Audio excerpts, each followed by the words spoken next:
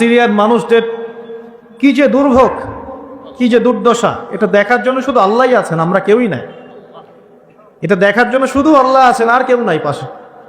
এই 12-14 বছরের যুদ্ধ বিগ্রহে যা হয়েছে সিরিয়ার অবস্থা, ওইটাকে খেলার মাঠ পেয়েছে পশ্চিমারা। এই মাঠের মধ্যে তুরস্কও ঢুকে গিয়েছিল, ন্যাটোর সাথে ঢুকে সেও এখানে হামলা চালিয়েছে।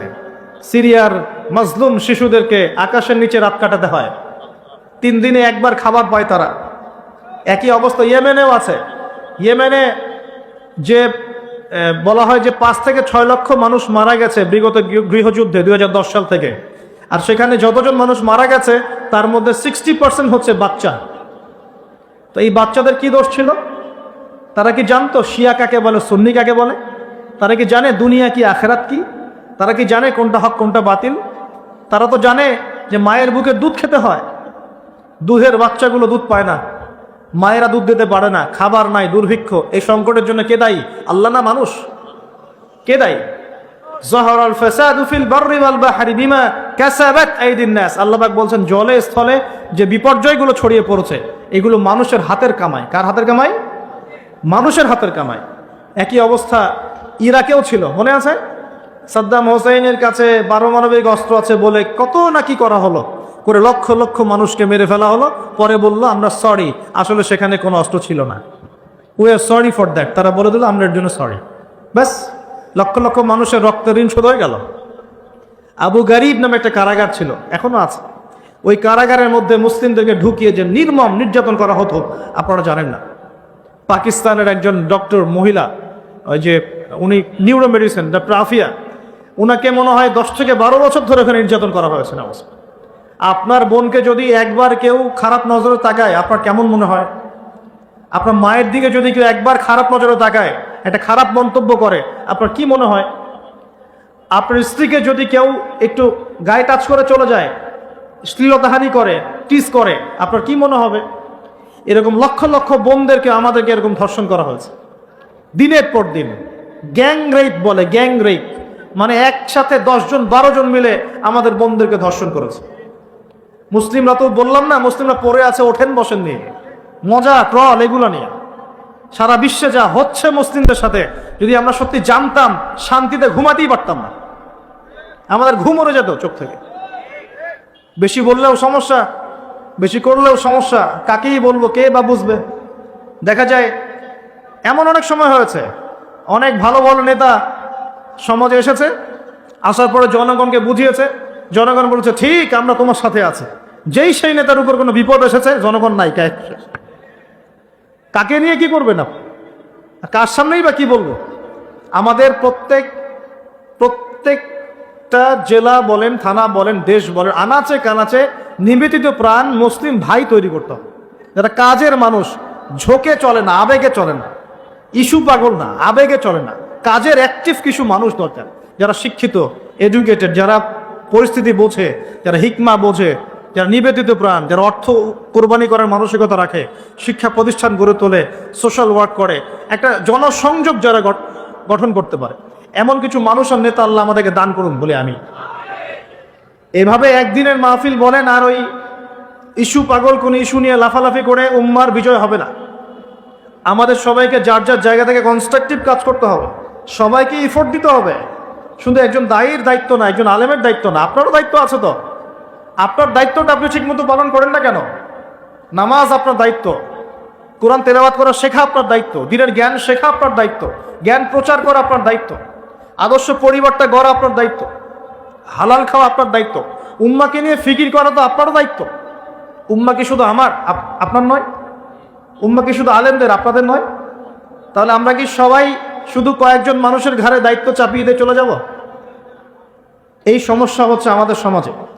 বিশ্বাস করেন, যদি সবাই একসাথে ঐক্যবদ্ধভাবে ঈমান ধরে রাখতে পারতাম, কোনোদিনও কোনো জালেমের সামনে আমাদেরকে মাথা নত করতে হতো না। আমাদের মধ্যে ঐক্য নাই তো, বাস্তবতা হচ্ছে এটা, আমাদের মধ্যে কোনো ঐক্য নাই। যেটা আছে সেটা প্রয়োজনের তুলনায় নিতান্তই অল্প। এক ভাইকে মারলে আরেক ভাই মিষ্টি বিতরণ করে, একজনের উপর জুলুম আসলে আরেকজন খুশি হয়, মিলাদ দেয়। হ্যাঁ, একজনকে সামান্য একটা ইস্যু থাকার না থাক, ইস্যু থাকলে তো কথাই নাই, আর না থাকলেও জোর করে টেনে বের করবে, করার পরে সারা দেশে একদম মান সম্মান হানি না করলে ওর ঘুম হয় না। এই হলো অবস্থা আমাদের। তো এরা কি মনে করছে যে বিপদ আপদ শুধু এক শ্রেণীর মানুষের উপরেই আসবে? জি না। যখন আল্লাহ পাকের আযাব আসে, দেখলেন না, আল্লাহর যখন আযাব আসে তখন ভালো খারাপ কারো উপর কাউকে আল্লাহ পাক ছাড়বে না, সবগুলোকে ধ্বংস করবে ইনশাআল্লাহ। আল্লাহ পাক সূরা কোরআনেও বলেছেন, ওয়াত্তাকু ফিতনাতান লা তুসিবান্নাল্লাযীনা যালামু মিনকুম খাসসা, তোমরা সেই ফিতনাকে ভয় করো, আল্লাহর সেই পরীক্ষাকে ভয় করো যা শুধু জালেমদের উপর খাস করে আসবে না, সবার উপরে আসবে। যদি আসমানি গজব জমিনের বালা আসে, শুধুমাত্র খারাপ ব্যক্তিদেরকে দেখে আসবে না, বরং সবার উপরেই চলে আসবে। আল্লাহ পাক আমাদেরকে বোঝার তৌফিক দান করুন। নবী সাল্লাল্লাহু আলাইহি ওয়াসাল্লাম একদিন ঘুম থেকে উঠে বলছেন, লা ইলাহা ইল্লাল্লাহ, লা ইলাহা ইল্লাল্লাহ, ওয়াইলুল লিল আরাব মিন শাররি ক্বাদ ইখতারাব। তখন যায়েনাব বিনতে জাহাশ রাদিয়াল্লাহু আনহা বলছেন, ইয়া রাসূলুল্লাহ, আনুহলিকু ওয়া ফিনা সালিহুন, আমাদের মধ্যে সৎ মানুষ থাকা সত্ত্বেও কি আমরা ধ্বংস হয়ে যাব? তখন নবীজি বলছেন, নাম, অবশ্যই ধ্বংস হবে। ইযা কাসরাতিল খাবাস, যখন অশ্লীলতা ছড়িয়ে পড়বে তখন আলেম জালেম সব ধ্বংস হয়ে যাবে। আল্লাহ পাক আমাদের সবাইকে হেফাজত করুন বলি আমি। সামাজিক প্রতিরোধ গড়ে তোলেন, অন্যায়ের বিরুদ্ধে প্রতিবাদ করা শিখেন, সৎ কাজে আদেশ করেন, অন্যায় কাজে নিষেধ করেন, নিজের ব্যক্তিত্ব বজায় রাখেন, ইসলামকে হাসি ঠাট্টার পাত্র বানাবেন না, যার যার দায়িত্ব তার তার জায়গা থেকে পালন করেন। আপোষের মধ্যে অনেক রকম মতভেদ থাকতে পারে, সমস্ত মতভেদ ভুলেও আমরা এক জাতি ইনশাআল্লাহ। সমস্ত মতভেদ ভুলে আমরা এক জাতি ইনশাআল্লাহ। মনে করেন আমি সঠিক বিষয়ের উপর ছিলাম, সঠিক বিষয় থাকার পরেও মানুষ আমাকে খুব গালিগালাজ করলো, তারপরেও যারা আমাকে গালিগালাজ করেছে উম্মার ঐক্যের স্বার্থে তাদের সাথে বসতেও রাজি আছে ইনশাআল্লাহ। এরকম মানসিকতা থাকতে হবে। উম্মার ঐক্যের স্বার্থে, উম্মার কল্যাণের স্বার্থে যে আপনাকে থাপ্পড় দিয়েছে ওর সাথেও চলতে হবে আপনাকে, কারণ উম্মা সবচেয়ে বড় বিষয়, আমার ব্যক্তির স্বার্থ বড় বিষয় না। কখনো কখনো বৃহত্তর স্বার্থে ক্ষুদ্রতর স্বার্থ বিসর্জন দিতে হয়। প্রিয় ভাইরা, এটা দাজ্জালীয় একটা সভ্যতার যুগ চলছে এখন, এই ফিতনাগুলো সব ঘরে ঘরে। এখন এখান থেকে যুবক ভাইদেরকে একটু বোঝাই প্লিজ, আমার দিকে দেখেন। দাজ্জাল খুব ভালো করেই জানে যে তার এই বিশ্ব শাসনের পথে বাধা হচ্ছে মুসলিমরা, কারা? আর সে খুব ভালো করেই জানে মুসলিমদের মধ্যে সবচেয়ে বেশি বাধা হচ্ছে যুব সমাজ। যদি যুব সমাজ আল্লাহর ঈমান এবং রাসূল সাল্লাল্লাহু আলাইহি ওয়াসাল্লামের আমল এই দুটোকে নিয়ে যদি তারা পথ চলতে পারে, তাহলে তাদেরকে প্রতিহত করা এত সহজ নয়। এটা কিন্তু দাজ্জাল খুব ভালো করে জানে, ঠিক এই, এবং তার অনুসারীরাও খুব ভালো করে জানে। এই কারণেই যুবকদেরকে আল্লাহর রাস্তা থেকে সরিয়ে ফেলার জন্যে দাজ্জাল এবং তার অনুসারীরা কিছু ফাঁদ দিয়েছে আপনাকে, ট্র্যাপ। যুবক ভাই একটু ভালো করে শোনেন। প্রথম ট্র্যাপটা আপনাকে দিয়েছে, আপনাকে দুনিয়াতে আসার যে জীবনের লক্ষ্য উদ্দেশ্য, আল্লাহর ইবাদত করা, আল্লাহর দ্বীন প্রতিষ্ঠা করা, জান্নাতে যাওয়া, এখান থেকে সরিয়ে দিয়ে দুনিয়ার প্রতি মহব্বত দিয়ে দিয়েছে আপনার ভিতর। দুনিয়া আসক্তি আপনার মধ্যে দিয়ে দিয়েছে।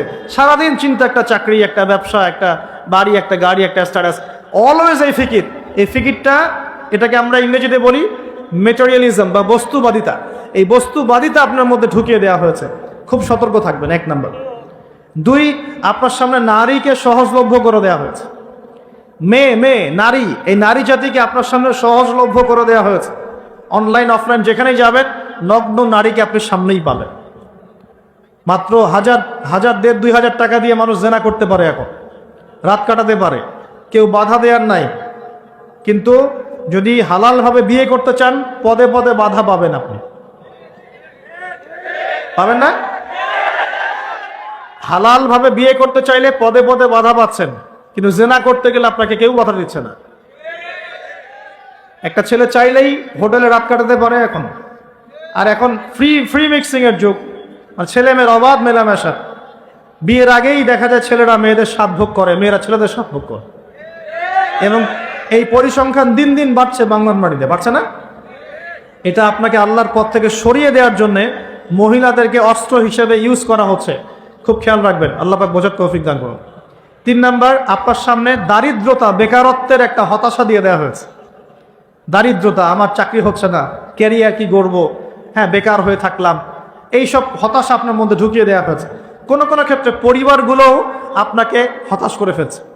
এত টাকা পয়সা খরচ করলাম, টাকা পয়সা দিয়ে পড়ালাম, হ্যাঁ ডিগ্রি সার্টিফিকেট অর্জন করলি, এখনও চাকরি করতে পারিস না, হ্যাঁ কবে বড় হবে নিজের পায়ে দাঁড়াবি, এই যে মানসিক চাপ, এগুলোতে কিন্তু যুব সমাজ আস্তে আস্তে আল্লাহর পথ থেকে সরে যায় এবং এরপরে গিয়ে তারা মাদকের কাছে যায়। হতাশা, গার্লফ্রেন্ডের সাথে খারাপ সম্পর্ক, ফ্রি মিক্সিং অ্যাফেয়ার্স, জেনা, হ্যাঁ মিউজিক, তারপরে পর্নোগ্রাফি, এগুলোতে আসক্ত হয়ে এক পর্যায়ে গিয়ে মাদকের কাছে শান্তি খোঁজে। আর মাদক যখন আপনাকে পেয়ে বসবে, আপনি আপনার জীবন থেকে, জীবনের লক্ষ্য থেকে হারিয়ে যান এবং দাজ্জাল এবং তার অনুসারী বিজয়ী হয়ে গেল, আমরা হেরে গেলাম। এরকম ধাপে ধাপে আপনার সামনে অনেকগুলো ট্র্যাপ দিয়ে দেওয়া হয়েছে। বেকারত্বের ট্র্যাপ, হতাশা, নারী, জীবনের লক্ষ্য থেকে সরিয়ে দেয়া, এবং সবচেয়ে বড় কথা এখন চলছে ফ্রি মিক্সিং আর পর্নোগ্রাফি। এগুলো দিয়ে আপনার ভিতরে নূর, ইমানের নূর আর টেস্টটাকে তারা নষ্ট করে দিয়েছে। এখন এটাকে রিগেইন করতে হলে কি করতে হবে প্রিয় ভাই? প্রথম কাজ হচ্ছে দুনিয়াকে তুচ্ছ মনে করার মানসিকতা তৈরি করতে হবে। দুনিয়া ক্ষণস্থায়ী, তুচ্ছ, আমি এখানে থাকতে আসি নাই চিরদিন, এখানে আমার কিছু দায়িত্ব আছে, ওয়ামা খালাকতুল জিন্না ওয়াল ইনসা ইল্লা লিয়াবুদুন, এটা আমার দায়িত্ব। আর একটা দায়িত্ব হচ্ছে হুয়াল্লাযী আরসালা রাসূলাহু বিল হুদা ওয়া দীনিল হক লিইয়ুযহিরাহু আলা দীনি কুল্লি, এটা আমার দায়িত্ব। আমার দায়িত্ব আল্লাহর ইবাদত করা, আল্লাহর জমিনে আল্লাহর দ্বীনটাকে প্রতিষ্ঠা করা। এই দায়িত্ব পালন করতে গেলে আমাকে প্রথমে জ্ঞান অর্জন করতে হবে। অতএব যুবক ভাইদের প্রথম কাজ হচ্ছে দিনের জ্ঞান অর্জন করা। কি করা ভাই? দিনের জ্ঞান অর্জন করা। আপনি যে লাইনে পড়াশোনা করছেন করবেন, কিন্তু পাশাপাশি অবশ্যই দিনের বেসিক ফান্ডামেন্টাল জ্ঞান অর্জন করতে হবে। পারা যাবে তো ইনশাআল্লাহ? এরপর বেশি বেশি নেক আমল করবেন, নবী সাল্লাল্লাহু আলাইহি ওয়াসাল্লামের সুন্নত মোতাবেক জীবনটা গড়ার চেষ্টা করেন। 2, 3 নাম্বার, হালাল খাওয়ার চেষ্টা করবেন, হারামের দিকে যাবেন না। ঠিক আছে? 4 নাম্বার, হালাল রিজিকের ব্যবস্থা হয়ে গেলে বিয়ে শাদী করে ফেলবেন, জেনার ধার কাছেও যাবেন না, হালাল রিজিকের সোর্স হয়ে গেলেই বিয়ে করে ফেলবেন। তারপরে আদর্শ পরিবার গড়বেন, আপনার সন্তানদেরকে মানুষ করবেন এবং সবাইকেই কমসে কম পার্ট টাইম দাওয়াতি কাজ করতে হবে, সৎ কাজে আদেশ করবেন, অসৎ কাজে নিষেধ করবেন। ইনশাআল্লাহ আমাদের ঐক্যবদ্ধ প্রচেষ্টায় আল্লাহর জমিনে দিন আবার বিজয়ী হবে ইনশাআল্লাহ তাআলা। আল্লাহ রাব্বুল আলামিন আমাদের সবাইকে বর্তমান পরিস্থিতি বোঝার তৌফিক দান করুন। আল্লাহ পাকের আযাব গজব যে কারণে আসে, এই পাপগুলো থেকে দূরে থাকার তৌফিক দান করুন। আল্লাহ রাব্বুল আলামিন মুসলিমদের মধ্যে ঐক্য আনার তৌফিক আমাদেরকে দান করুন এবং বেশি বেশি নেক আমল করার তৌফিক দান করুন। আমরা চেষ্টা করব বেশি বেশি দাওয়াতি কাজ করার জন্যে। দায়িত্ব দিয়ে পাঠিয়েছেন যাতে আমি তার ইবাদত করি, তার দিনটাকে প্রচার করি, প্রসার ঘটাই, তার হুকুম আহকাম মেনে চলি এবং আল্লাহর জমিনে দিন প্রতিষ্ঠার চেষ্টা করি। আল্লাহ রাব্বুল আলামিন আমাদের যুবক ভাইদেরকে এই কাজগুলো আমল করার তৌফিক এনায়েত করুন বলি আমিন। আল্লাহ রাব্বুল আলামিন আমাদের সবাইকে যেন মাফ করে দেন এবং আমাদের সবার ভুল ভ্রান্তিগুলোকে সংশোধন করে দেন। আগামী দিনগুলোতে ইসলামের পতাকা বহন করার তৌফিক আল্লাহ পাক দান করে নেন। সুবহানা রাব্বিকা রাব্বিল ইজ্জাতি আম্মা ইয়াসিফুন ওয়া সালামুন আলাল মুরসালিন ওয়ালহামদুলিল্লাহি রাব্বিল আলামিন। সুবহানাকা আল্লাহুম্মা বিহামদিকা আশহাদু আল লা ইলাহা ইল্লা আনতা আস্তাগফিরুকা ওয়া আতুবু ইলাইক। আসসালামু আলাইকুম ওয়া রাহমাতুল্লাহি ওয়া বারাকাতুহু।